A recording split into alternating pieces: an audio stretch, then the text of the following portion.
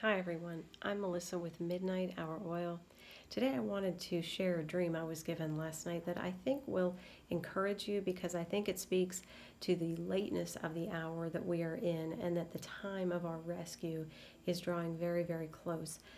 So in this dream, I was somewhere, I don't know where, but a big SUV came to get me, and I got in the vehicle. I don't even know who was driving it, but it was like I was just being taken away from wherever I was at.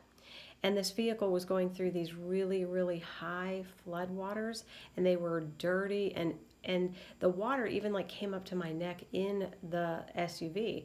And I remembered in the dream thinking that another vehicle would not have made it through this water. But the SUV made it through, and again, it was just like a last minute rescue. And anyone who lives anywhere that there is flooding, you know that when the floods come, when the waters start rising, they rise really, really fast.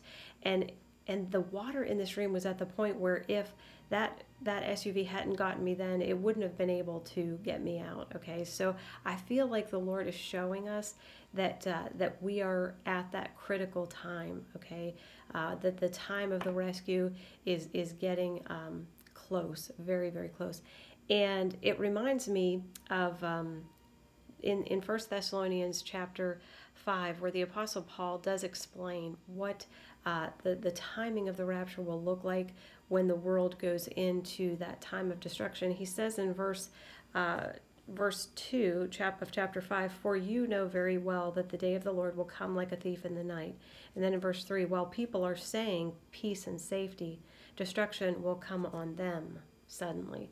All right, so the world is not going to be expecting this time of destruction to come on them, and it will be sudden. And that goes hand in hand with the word harpazo that Paul uses to describe how the church will be, taken out, just like snatched out of danger very quickly. And so I believe that's exactly how this is all going to play out. And if you're watching the news, you see where Syria is, at odds with Israel. Israel's, of course, coming against Iran in Syria. And it's getting to the point where many are already saying we're at war. But we know it's coming. I mean, like Amir Safadi said in his recent update, I mean, there's things that we just can't prevent, okay? And the world going into a time of tribulation is one of those things. And I just think we're seeing the beginning of it. We're seeing the signs that are leading up to that time. And it's a warning for people to get ready, to make yourself ready, because the Lord is coming to get his church. And it's going to happen, whether people are ready or whether they're not.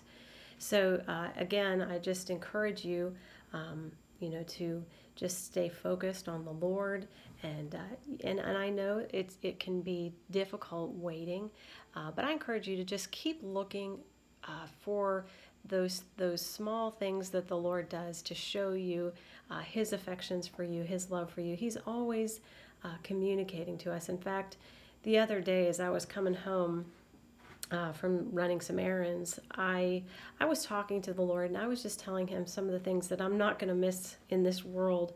And death and suffering are a couple of those things. And I really hate when I see a dead animal on the side of the road. And so as I was coming home, I was coming up to a red light, and off to the right side of the road there was a deer that had been killed. And I just said to Jesus, I said, "Jesus," I said, "that really upsets me when I see, a dead animal on the side of the road." And I'm not kidding you. Just as I said that, I'm stopping at this red light, and this tractor trailer is I think the tractor trailer was getting on the highway, and it goes, right in front of me like this, and it has these words written across it, "We are always there for you."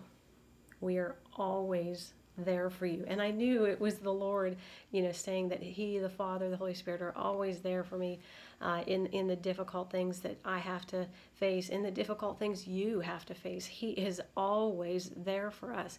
And I just encourage you to keep looking to Him, share your heart with Him when times get tough and, you might feel a little overwhelmed. He's always there. And He's always listening and waiting for us, to come and just share our hearts with Him. So I hope this message is encouraging to you. And as always, it is my prayer that we will all continue to keep our lamps burning bright while we wait for Jesus. I love you all. God bless you.